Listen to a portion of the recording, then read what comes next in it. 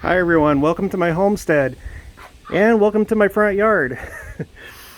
Today I wanted to talk about why we moved to Kansas. I am not originally from Kansas. I am from Utah. I grew up there. Oh, by the way, this huge branch that just fell down the other day from this tree. This tree just does not seem to be able to stop dropping its branches. I think it's I was talking to somebody about this kind of tree. I forgot what it's called, but I guess it's like supposed to do that, just like continually shed branches. But it's a little bit annoying, but we do get firewood from it. So anyway, I'm originally from Utah, grew up there. That's where I left from to go on my mission. Came back, got married, stayed in Utah for a while. And then we ended up moving to Arizona, the Phoenix area, to live with my wife's grandparents for a little while. I had just finished school and we wanted to save up some money because I was potentially going to have to move to all the way across the country with what I went to school for. And so we were in Arizona and I was looking for jobs. And there were a couple offers, but they weren't very good. And we had been at her grandparents' house for way too long. And so I started getting kind of desperate. And I prayed, and I remembered back to this ad by the National Guard for like an equivalent job that I was looking for on the military side. I went to school to become an aircraft dispatcher, and so I was like, well, maybe I should do the military. And naturally I started with the Air Force, but at that time I that year I had just turned 27 or 28 years old, and the cutoff was 27 to join the Air Force to do active duty. And then, to make a long story short, I tried with the Navy. That didn't work out. Then I tried for the Marines, and that didn't work out. And then I was like, well, I guess I'm going to do the Army. And as it turned out, that was a very, very good decision. It blessed me and my wife with a lot, more than I could have known at the time when I joined. But it wasn't for me and my family. Plus I wouldn't have been able to stay in, I don't think. I ended up getting a herniated disc, or a slip disc, which made it really, really hard to run, lift, pass PT tests. So we got out of the Army, went back to Arizona. We did a lot of praying, and we felt that Arizona was the place. Now, like I said in a previous video, that's where I started my freelance work as a graphic designer and a photographer. And as I got into all these different topics, one thing that I started thinking about was homesteading. My wife and I had kind of like talked about homesteading before, but not like seriously. Our goal was just to like get into a house in a nice neighborhood, ideally one that with an HOA, and just, you know, kind of go the conventional route. But the more we thought about it, we realized that homesteading might be a really good idea, especially during these times. We're in the last days. And hi, Daisy. She's so beautiful. Here come the other two. We realized that it might be prudent to be able to produce our own food, and we realized that it would probably be a good lifestyle for our kids. And we were just kind of praying about it and feeling the spirit, and so we decided to do it. We decided to abandon our plans to just live in... What are you doing? What? Well, she is the alpha female, so I don't know. This is funny. So we abandoned our plans to get into just like one of these regular cookie cutter homes, and there's a lot of them in Arizona. And we started looking at properties outside of the Phoenix area, all around the entire state of Arizona, and we weren't finding much. It was really, really expensive. And for anyone that's watching this that lives out west, like west of Kansas, you know that property prices are pretty high right now. I'd say like almost impossible in some cases, and especially if you want to buy a lot of land. And that's what we encountered when we were looking at properties in Arizona. Just sky high prices. And so it kind of got disheartening, and we decided to expand our search. And we thought, well, you know, I was stationed at Fort Hood in Texas. I was in the 1st Cavalry Division, and we liked Texas. So we looked back that way and found a lot of good properties. And it was actually kind of mind-blowing, because for like a fraction of the price of what you would find in Arizona, you would find all these properties that would come with like all these outbuildings, like barns. Sometimes you'd have like a stream running through the property, or workshops and chicken coops. Like, it was like, and then on top of that, just like acres of land. And we were looking for something in the range of like 5 to 10 acres or more, you know, if something turned up.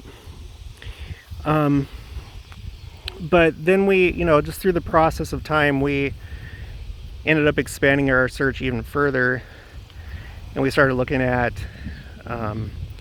Missouri, because I had a friend in welding school that had moved there from Phoenix, and he was talking about how, you know, he had just got all this land and that it was so cheap. And so I was like, okay, I'll look at Missouri. That's where I went to basic training, by the way, at Fort Leonard Wood, or sometimes they call it Fort Lost in the Woods. And funny story about that, but I'll tell you another time. And there were like even more deals in Missouri, just tons and tons and tons of properties. And then we continued to expand our search to neighboring states. And when we looked at Kansas, what are these guys doing? I've never seen Daisy do that before. It's interesting. But when we got to Kansas, we just felt really good about it. And unfortunately, we weren't able to find a property. Well, I'm sure that we would have, and we almost did, but it was hard to find a property that was like 5 acres or more doing a VA loan, simply because the VA won't allow any chip paint, even if it's on an outbuilding. And when you're out in the country, that's like virtually impossible to find. So our real estate agent, she found us this place. It's a little under 2 acres. But when we saw the pictures and the property that she sent us, we felt really good about it. Which for me, it was kind of like counterintuitive, because I looked at the pictures. I was like, I don't know if this is gonna work. Like, I don't know if it's big enough. But we felt good about it. You know, we were feeling the spirit. That's what was going on. And so we went ahead and we put in the offer, and it got accepted right away. And oh my gosh. And now I really do realize that this was the right place. 2 acres is plenty for us anyway, for what we want to do. We're just a small family. It's me, my wife, we have 3 kids. My wife's over there, she's watering the garden.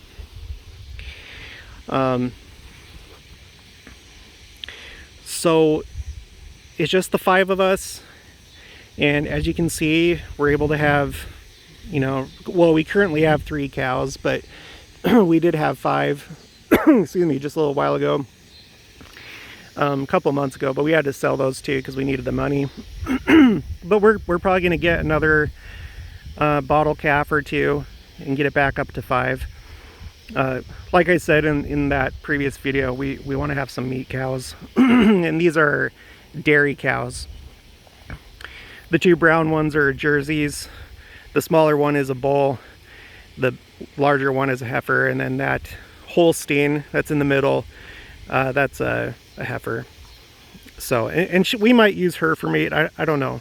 I don't know how it's going to go. But we have our cows. We have chickens, and we have a goose, and we have ducks, and we have turkeys. And you can't see it from right here. I can't get down there right now because, like, here's the electric fence that we have set up to keep the cows out of the garden.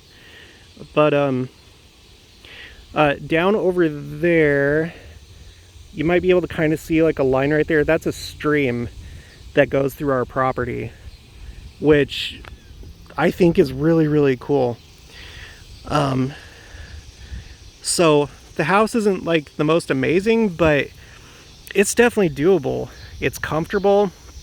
You know, it's dated, but we're doing a lot of renovation inside and remodeling and stuff like that. And who knows what'll happen as time goes on. But it's a great place. And you know, anyone watching this that lives out west, you know, west of Kansas, or I guess any place where market prices are high for homes, I'd encourage you to think about maybe moving to the Midwest. You know, Arkansas, Oklahoma, Kansas, Missouri, Iowa, Nebraska, where it's affordable. And not only is it affordable, but it's like you just get so much more than what you do, you know, in these other states.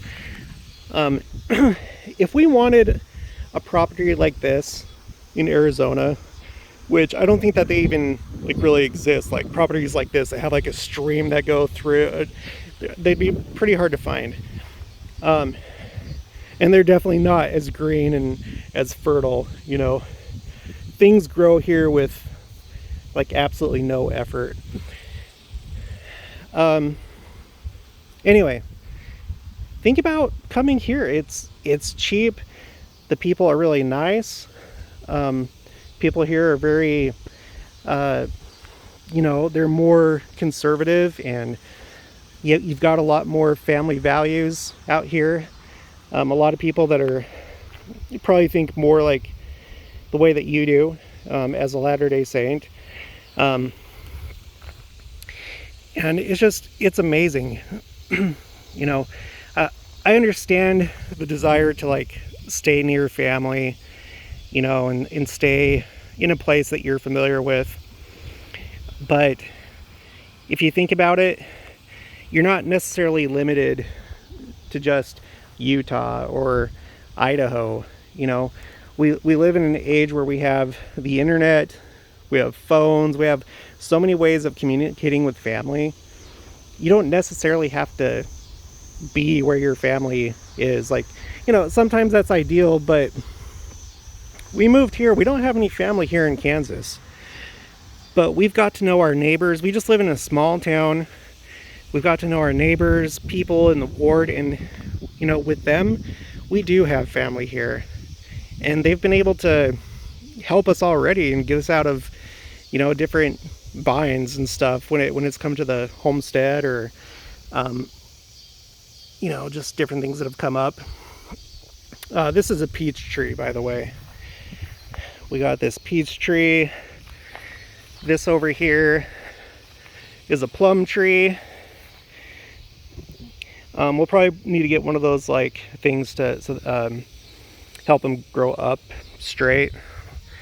We had 2 other trees, an apple tree, and then I can't remember what the other one was. I think it was a pear tree. They both died. And then we have this fig tree right here that's growing. Need to probably get rid of some of this grass and so it doesn't get like choked out. But so yeah, we have 3 fruit trees that are currently growing, and they seem to be doing pretty well. Anyway, these small town communities are great.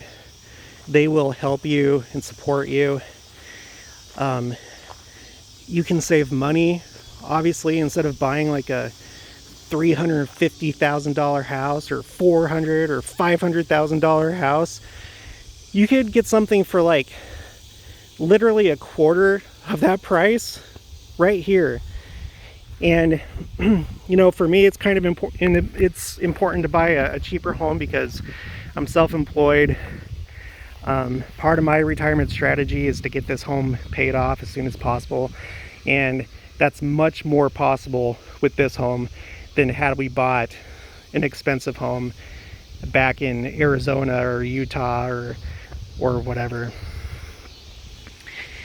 And you know, now after having lived here, I would not give up having just this big old pasture, stream. That garage structure over there, it has 2 workshops, one of which we're using as the chicken coop, but there's like another workshop in there. It has a 2-car garage. We got this, like, I don't know what you call this. Some people have called it like a shed. It's kind of like a lean-to, but it's not leaning to anything. Sometimes we just call it the barn, but we're not really using it for much right now. But we did have 2 large bales of hay that were in here. One of them we actually rolled down there, and we're using that hay for the chicken coop for bedding. And then this one we're using for the garden to try and keep the weeds down, which, okay, I'm just gonna admit it, we haven't done so great with the garden. There's a lot of weeds, but you can see how it pretty much has, you know, kept some of the weeds down. And I think the mistake that we made is we just didn't put enough of the hay down, and light was getting through. But you know, we're learning. This is just our first year doing this, and we've already learned a lot of lessons. We got what was that? Pumpkin. This is the pumpkin plant that we have growing. 4. We got, We have 4. Oh, we have 4 pumpkin plants. Yeah. This is mostly my wife's thing. I mostly do like the animals, but there's 4 pumpkin plants, 4 watermelon plants. You can see the big ones down there. Yeah. And then rows of tomato plants. Yeah. And then down there we've got the 3 remaining corn stalks. The cows ate our other ones, but there's 3 there. And then there were still a few things that we can plant, right, this year. We're gonna do carrots and peas for sure. Carrots and peas. Mm-hmm.